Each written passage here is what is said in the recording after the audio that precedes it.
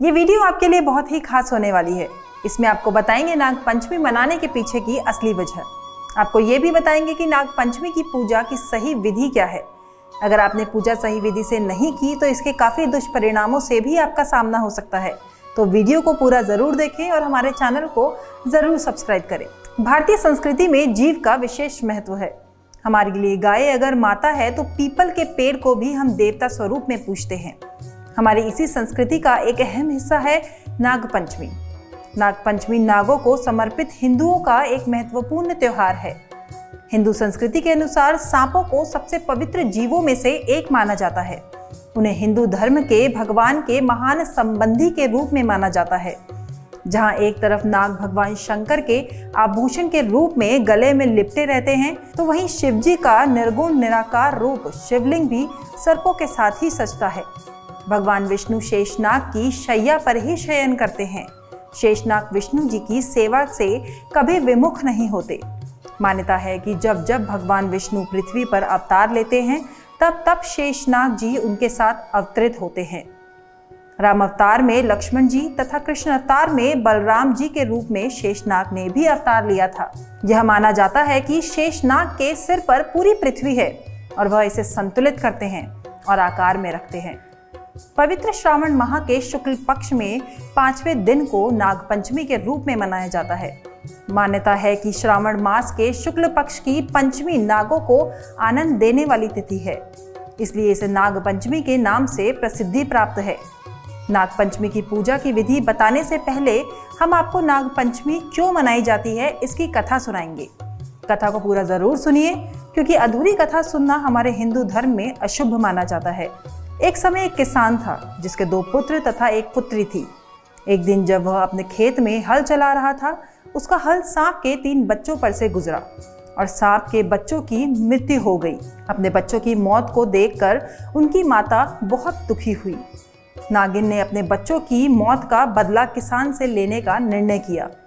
एक रात जब किसान और उसका परिवार सो रहा था, नागिन उनके घर में प्रवेश कर गई। उसने किसान, उसकी पत्नी और उसके दोनों बेटों को डस लिया। इसके परिणाम स्वरूप सभी की मौत हो गई। किसान की पुत्री को नागिन ने नहीं डसा था, जिससे वह जिंदा बच गई। दूसरे दिन सुबह नागिन फिर से किसान के घर में किसान की बेटी को डसने के इरादे से गई। किसान की पुत्री काफी बुद्धिमान थी। उसने नाग माता को प्रसन्न करने के लिए कटोरा भरकर दूध दिया तथा हाथ जोड़कर नागिन से प्रार्थना की कि उसके पिता को अपने प्रिय पुत्रों की मौत के लिए माफ कर दे।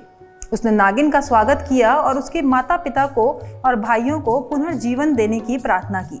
नाग माता इससे काफी प्रसन्न हुई तथा उसने किसान, उसकी पत्नी और उसके दोनों पुत्र को जीवित कर दिया।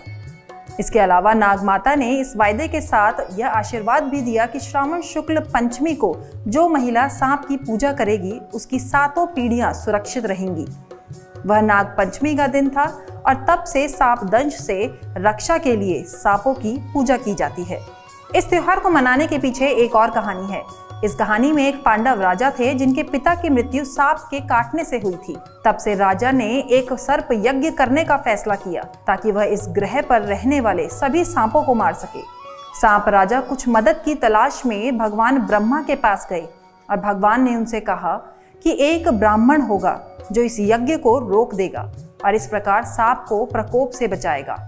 श्रावण मास के चंद्रमास पखवाड़े के 5वें दिन युवा ब्राह्मण अस्तिका ने यज्ञों को बाधित किया और इस प्रकार सांपों की रक्षा की। इस दिन से इसे भारत में नाग पंचमी के रूप में मनाया जाने लगा। यह त्योहार नाग देवता की सफेद कमल से पूजा कर मनाया जाता है। सामान्यतः लोग मिट्टी से विभिन्न आकार के सांप बनाते हैं तथा उसे विभिन्न रंगों से सजाते हैं। मिट्टी से बने सांप की मूर्ति को किसी मंच पर रखा जाता है तथा उन पर दूध अर्पित किया जाता है। महाराष्ट्र और कर्नाटक के कुछ भागों में नाग देवता के स्थायी मंदिर हैं, जहां उनकी विशेष पूजा काफी धूमधाम से की जाती है। यह दिन सपेरों के लिए भी विशेष महत्व का होता है।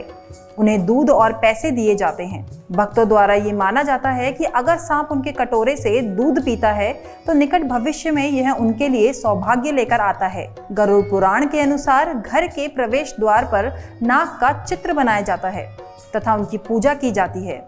इसे भित्ति चित्र नाग पूजा के नाम से भी जाना जाता है। महिलाएं ब्राह्मणों को भोजन, लड्डू तथा खीर देती हैं। यही वस्तुएं सांप को तथा सांप के बिल पर भी अर्पण की जाती है। सही मायने में नागपंचमी का त्योहार हमें नागों के संरक्षण की प्रेरणा देता है। पर्यावरण की रक्षा और वन संपदा के संवर्धन में जीव जंतु की अपनी भूमिका तथा योगदान है। फिर सर्प तो लोग आस्था में भी बसे हुए हैं, लेकिन अब भारतीय संस्कृति में पूजनीय नागों को व्यापारिक लाभ के लिए मारा और बेचा जाता है। सांपों की खाल, जहर, अन्य उत्पाद अंतरराष्ट्रीय बाजार में काफी महंगे बिकते हैं, जिनकी मांग भी काफी है। नाग पंचमी का त्योहार मनाते हुए हमें ये संकल्प लेना चाहिए कि आगे से किसी भी ऐसी चीज का इस्तेमाल नहीं करेंगे जिसमें सांपों या नागों का प्रयोग हुआ हो। आशा करते हैं कि भविष्य में हमारे बच्चे भी इन सांपों या नागों को देख पाएंगे और हमारी संस्कृति से रूबरू हो सकेंगे। अगर आप हमें फेसबुक पर देख रहे हैं तो हमारे फेसबुक पेज को लाइक कीजिए, यूट्यूब पर देख रहे हैं तो हमारे चैनल को ज़रूर सब्सक्राइब कीजिए और बेल आइकन बटन दबाना ना भूलें।